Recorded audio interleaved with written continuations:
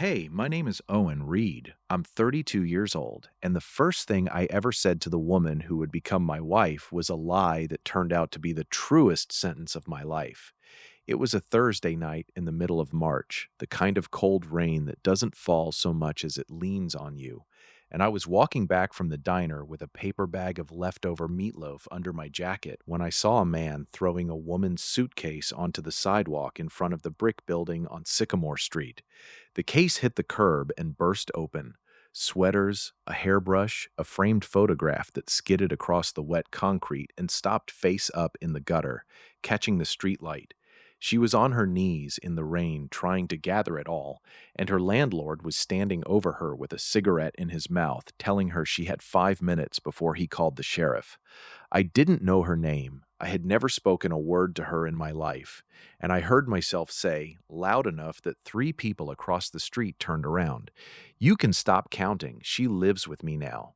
She looked up at me from the ground with rain running down her face and an expression I still can't fully describe. Not gratitude, not relief, something closer to terror, like I had just walked into the middle of a fire I couldn't see. And she was right, because I had no idea who she was. I had no idea that the woman kneeling on that sidewalk carried a secret that could burn down half the town, and that by the time I found out, I would already be in love with her. But let me take you back to how a man ends up saying something like that to a stranger in the rain.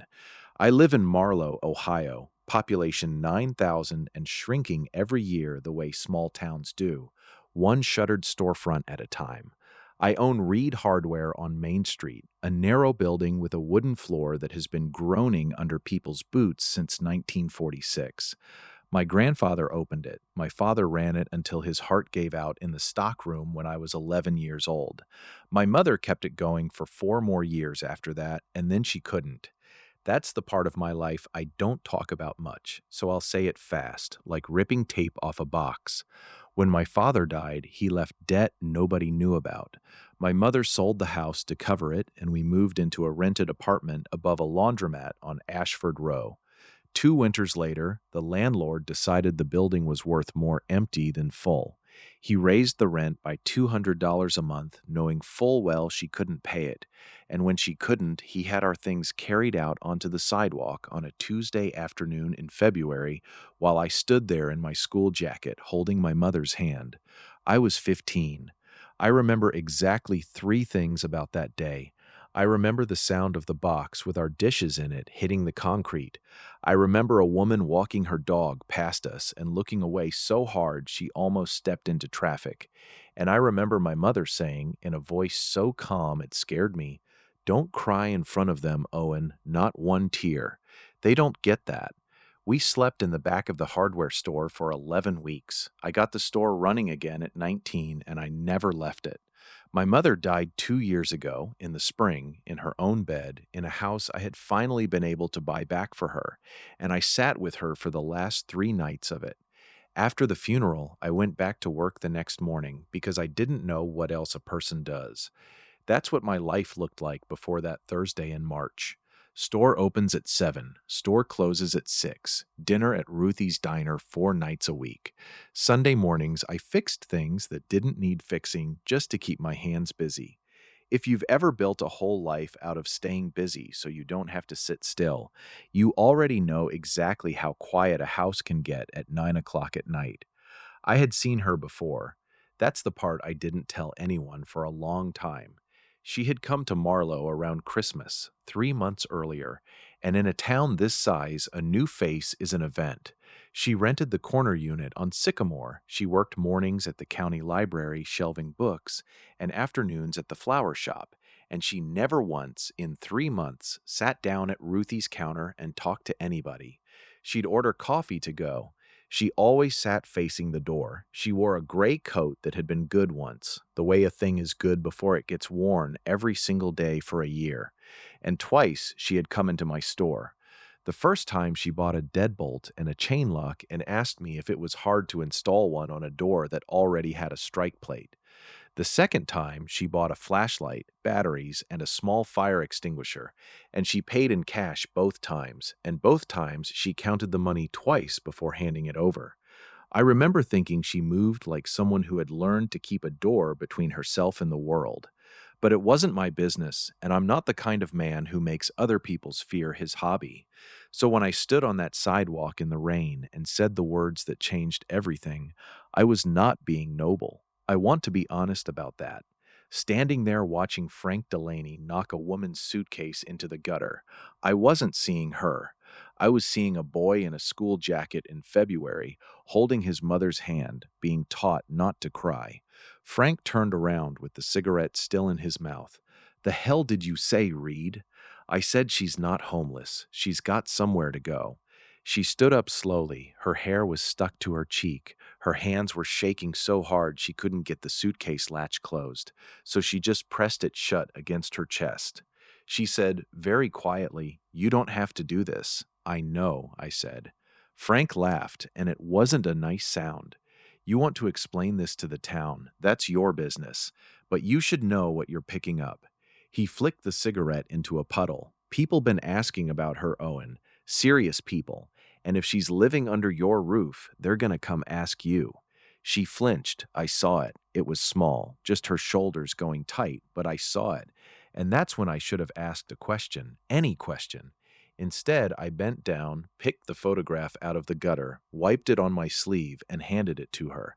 It was a picture of a woman in a hospital bed holding a much younger version of her, both of them laughing at something out of frame.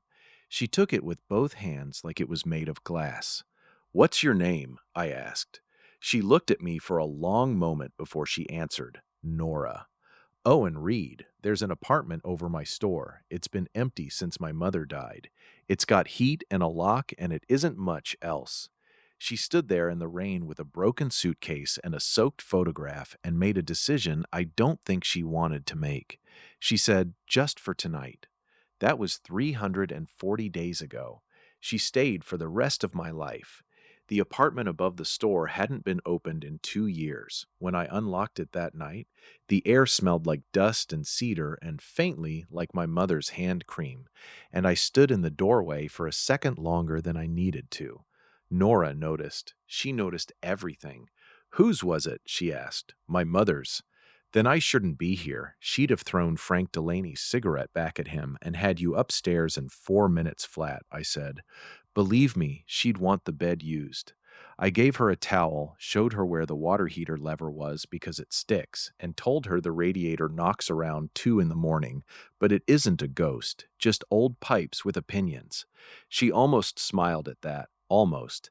Then I said the thing I'd been working out on the stairs. 3 rules. 1, the door locks from the inside and I don't have a key. It's yours.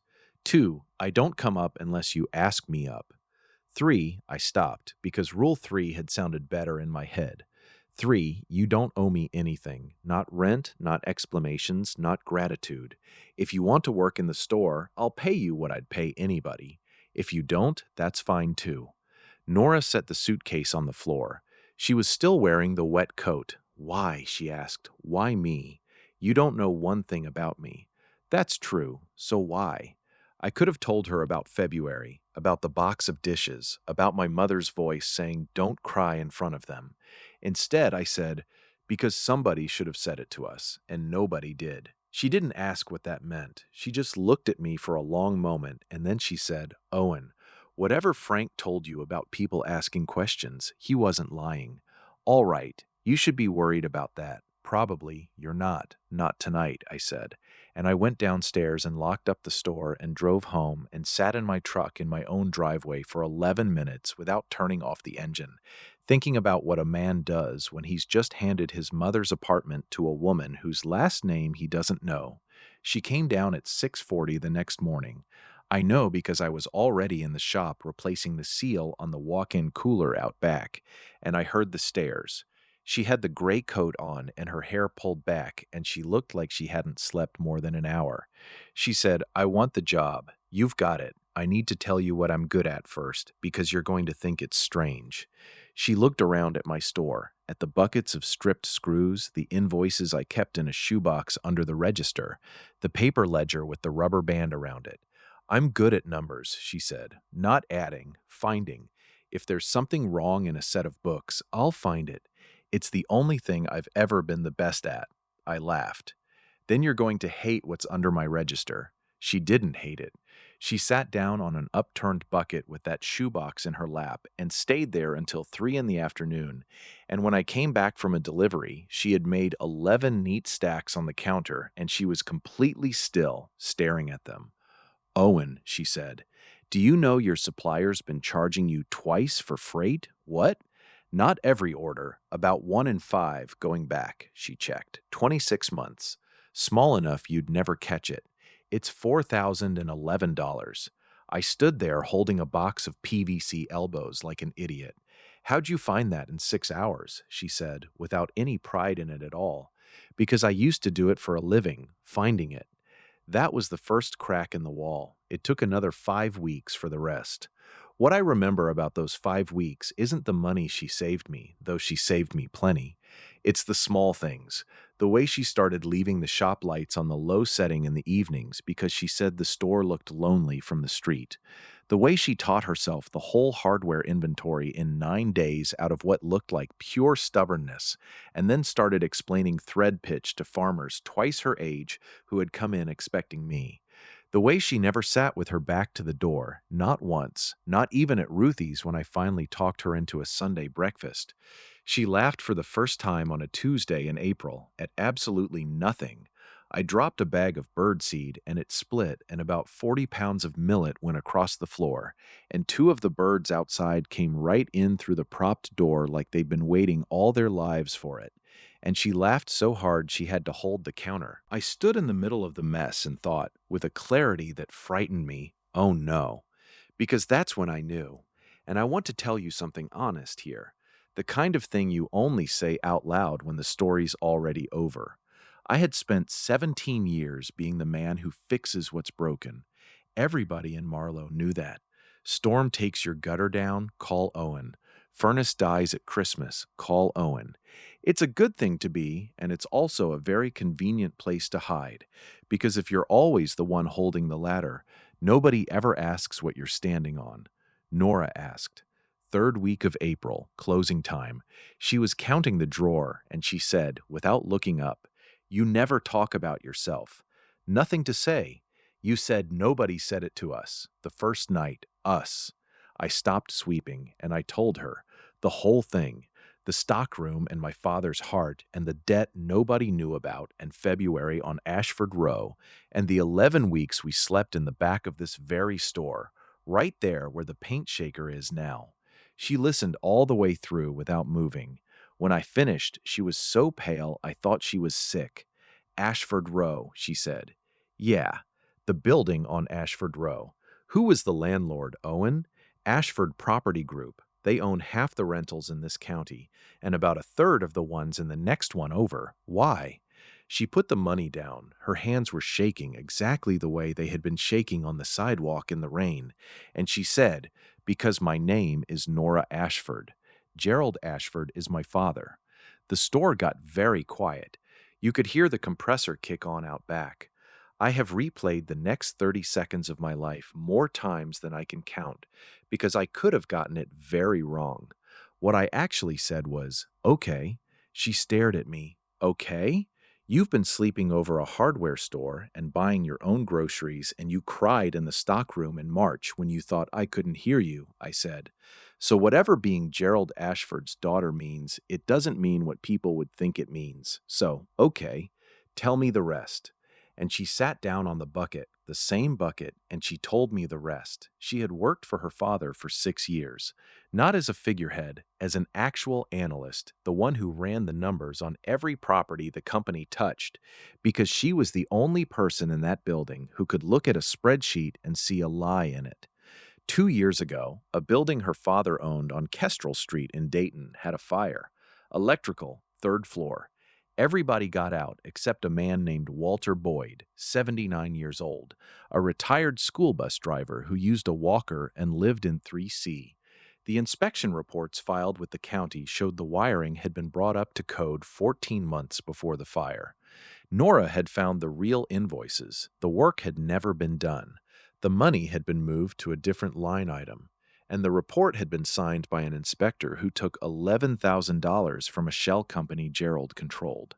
She had walked into her father's office with the file and put it on his desk. And Gerald Ashford, without raising his voice, without standing up, had said, "Nora, if you file that, you will spend the next 4 years in depositions. You will never work in this industry again, and the company that pays for your mother's care will be gone in 18 months. Think about what you're actually holding." Her mother had been in a long-term care facility for 6 years by then, multiple sclerosis, the good kind of facility, the expensive kind. So Nora had not filed it, not for 11 months. She had lived inside that decision like a person living inside a house with the gas on.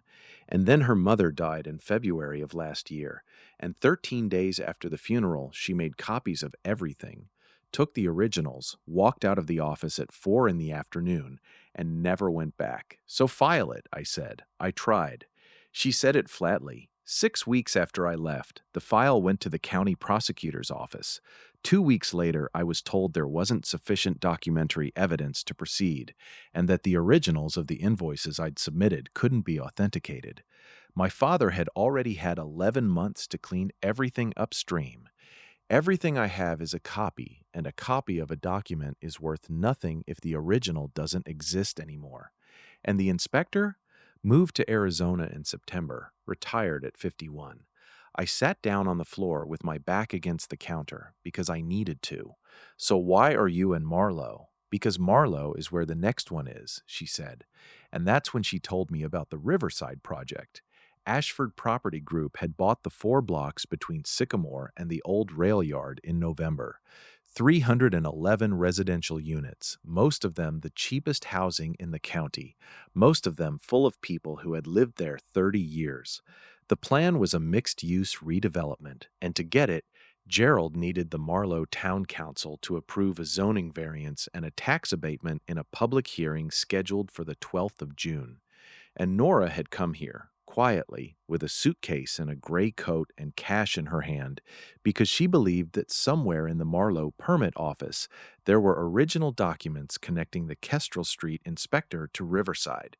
Not copies, originals, filed by a small-town clerk in a county Gerald had never bothered to worry about. "Frank Delaney evicted me because somebody paid him to," she said. "I've been in that library reading county filings 6 days a week since Christmas." "Somebody noticed," I said. "How long have you been scared?" She looked at me, and her eyes filled, and she said, 2 years. And then, because she was Nora, she wiped her face with the back of her wrist and said, "You should ask me to leave. He'll come for the store. He does that. It's not personal to him. It's just the fastest lever. Nora, I'm serious, Owen. You have one building, one bank, and no lawyer. He has 40 of each."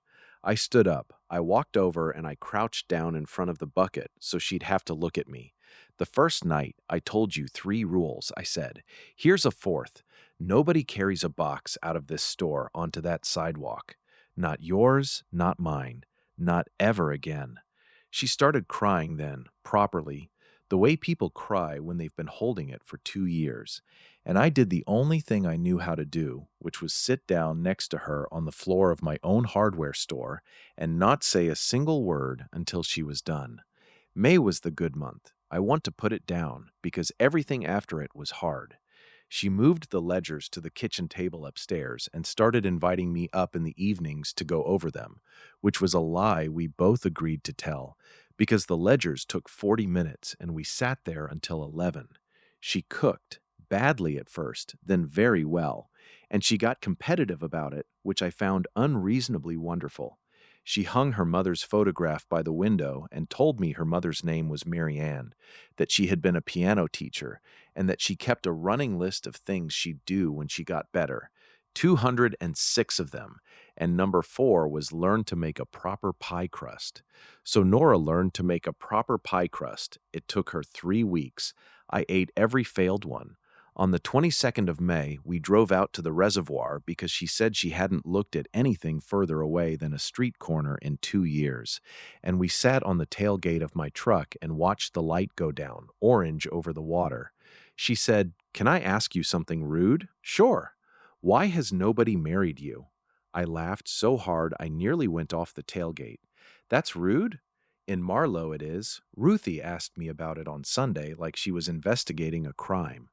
The truth is boring, I said. I dated a woman named Beth for 4 years. She wanted to move to Columbus. I couldn't leave the store and my mother, and she couldn't stay, and neither of us was wrong. She's got 2 kids now. She sends a Christmas card. That's not boring, that's just quiet. Same thing, mostly. Nora was silent for a while. Then she said, I think you've spent your whole life being the reason other people get to be okay, and nobody's ever asked you to be the one who gets rescued. The sun went the rest of the way down. Neither of us said anything. That's the thing about the important moments. They almost never have good dialogue in them. We just sat there while it got dark, close enough that her shoulder was against my arm, and neither one of us moved away, and I understood that something had changed and that we were both pretending it hadn't so we wouldn't have to be brave about it yet. It ended on June 2nd. I came down at 7 in the morning, and there was a man in a suit standing in front of my store with a folder.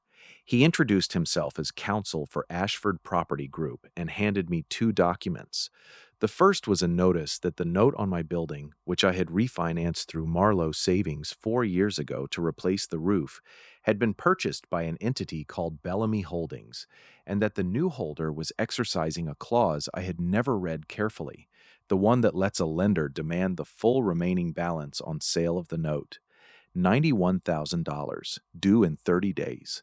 The second was a letter informing me that Reed Hardware's status as an approved vendor for county maintenance contracts was under review. That was 40% of my annual revenue. He was very polite about it. He said, Mr. Reed, this is a business matter and it's entirely resolvable. My client has authorized me to say that if Ms. Ashford relocates, the note can revert to its original terms this week.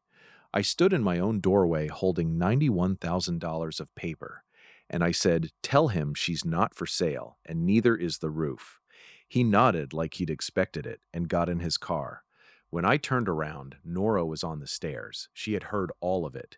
She was already packed. That's the thing I couldn't forgive her for about 4 hours. She was already packed. The suitcase was by the door with the latch that never closed right. She said, I'm going to Cleveland tonight. There's a woman there who used to work at the firm that audited Kestrel. I should have gone months ago her voice broke, instead of building a life on top of a hardware store like an idiot. Nora, $91,000, Owen. I know what it is. This is my father's whole method. He doesn't fight people. He just makes it too expensive to be near me. It has worked on every single person in my life for 2 years. It's going to work on you too, and I would rather leave while you still. She stopped. While I still what? She didn't answer. She picked up the suitcase, and I said, sit down. She said, Owen, don't. Sit down, please. She sat on the second stair with the suitcase across her knees like a shield, exactly the way she'd held it in the rain, and I stayed standing because if I sat next to her, I wasn't going to be able to say it. You want to know what I've got, I said. Here's what I've got. This building's worth 200, maybe 240. There's 91 on it. That means if the absolute worst thing happens, I sell my grandfather's store and I walk away with $140,000 and no job. At 32 years old, healthy, with a full toolbox and a truck that runs. That's the worst case. That's it. That's the whole monster. Her mouth was trembling. That's your family's store. It's a building. My family is dead. I heard my own voice crack and kept going anyway. Do you understand what I'm telling you?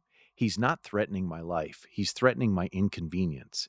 And you have been carrying a dead man named Walter Boyd around on your back for 2 years by yourself because everybody who was supposed to stand next to you did the math and left. Well, I did the math. I did it in about 9 seconds this morning on the sidewalk, and the answer is I'd rather lose the store. She was crying without making any sound at all. Why? She said. Because I'm in love with you, I said. I have been since the birdseed.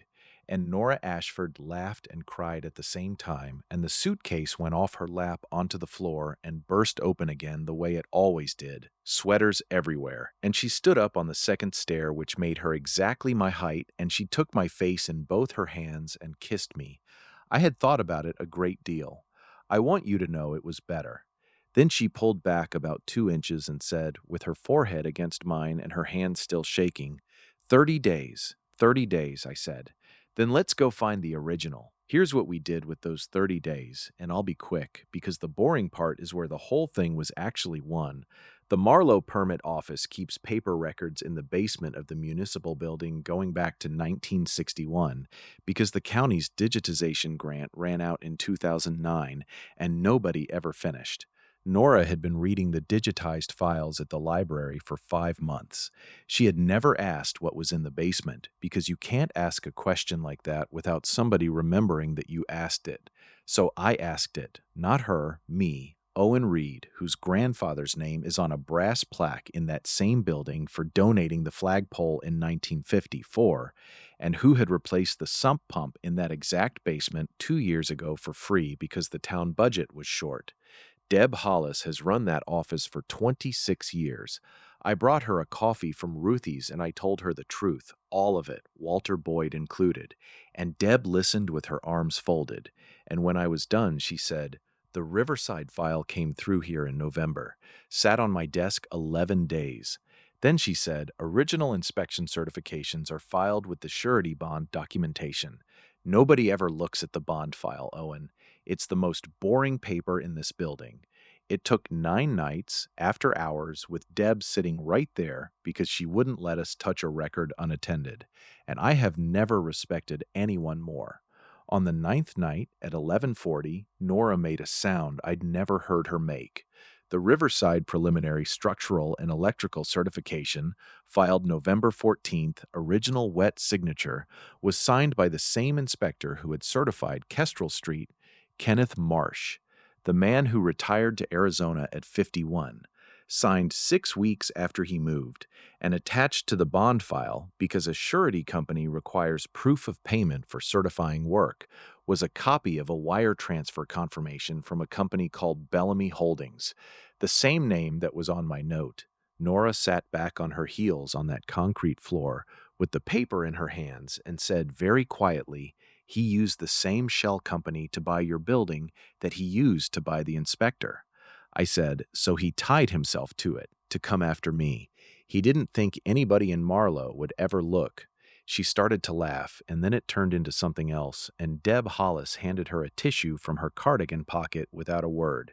The public hearing on the Riverside variance was held on the 12th of June at 7 p.m. in the town hall, and I have never in my life seen that room so full. They ran out of chairs at 6:15. People stood along the back wall 3 deep, and half of them lived in the 4 blocks between Sycamore and the rail yard, and the other half had just heard something was happening. Frank Delaney was there, standing near the door, not looking at anybody. Gerald Ashford came in at 6:55 with 3 attorneys and sat in the front row. It was the first time I ever saw him. He was smaller than I expected, neat gray hair, good coat, hands folded. He looked like somebody's grandfather, and he did not look at his daughter one single time. Not when she walked in, not when she sat down beside me, not for an hour. The presentation took 40 minutes, renderings, tax projections, a very smooth young man saying revitalization corridor 11 times. Then public comment opened, and a lot of people said true things about being 70 with nowhere to go. And I could see it not landing because the council members were nodding the specific way people nod when they've already decided. And then Nora Ashford stood up and walked to the microphone. She had spent 2 years being afraid, and she was still afraid.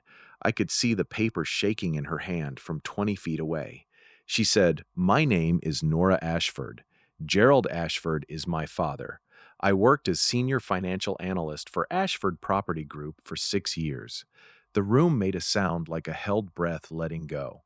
One of the attorneys stood up. The chair told him to sit down. Nora kept going. She talked for 11 minutes. She did not raise her voice once. She laid out Kestrel Street, the invoices, the line item, the $11,000, and Walter Boyd, 79, retired school bus driver, apartment 3C, who could not get down 2 flights of stairs with a walker. She said his name 4 times. Then she said, I was told this could not be prosecuted because I only had copies, and the originals no longer existed. That was true in Dayton. It is not true in Marlow. And she held up the bond file. The Riverside certification in this county's own records bears the original signature of Kenneth Marsh, dated 6 weeks after Mr. Marsh's documented relocation to Arizona and 8 months after his retirement. Attached to it is a wire confirmation from Bellamy Holdings, and I would ask the council to note that Bellamy Holdings also purchased a private mortgage note in this town 9 days ago on a hardware store on Main Street, 4 days after its owner gave me a place to live. The room came apart. It genuinely did. Somebody in the back shouted something about the roof at Sycamore.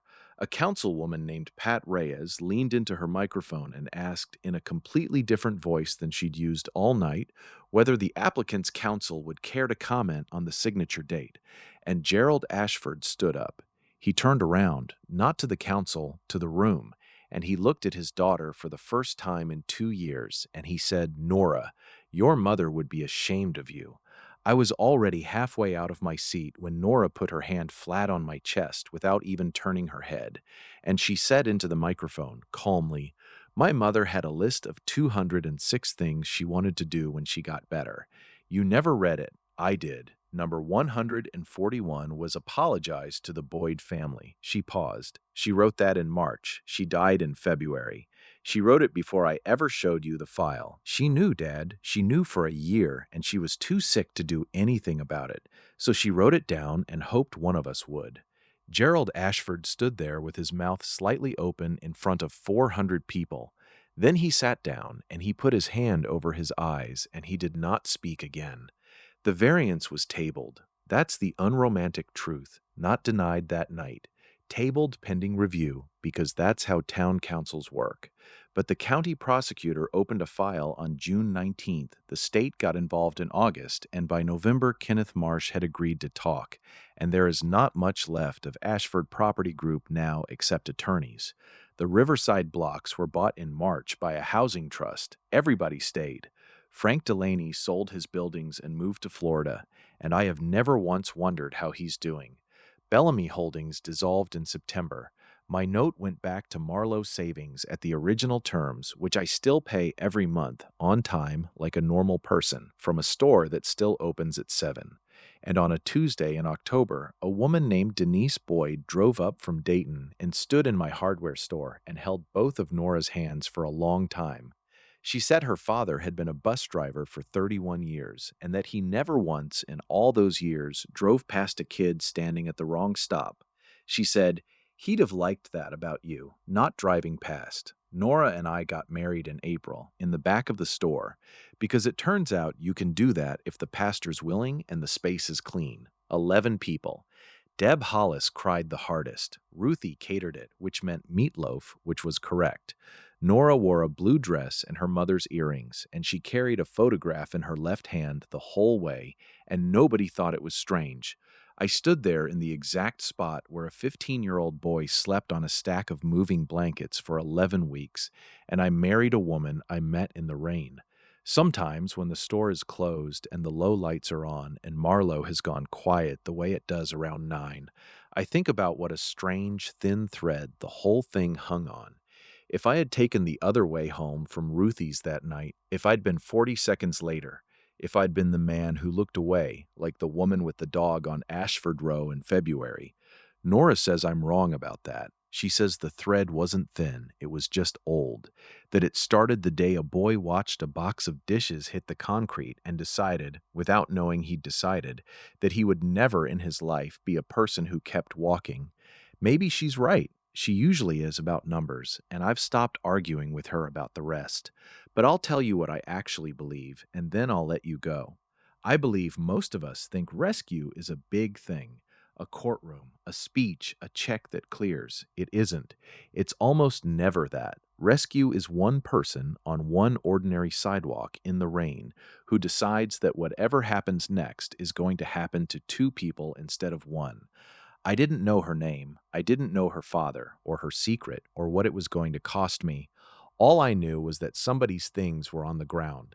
And I have thought about it every day since, how I opened my mouth that night and told the biggest lie of my life to a total stranger, and how the universe, for once, just quietly went ahead and made it true.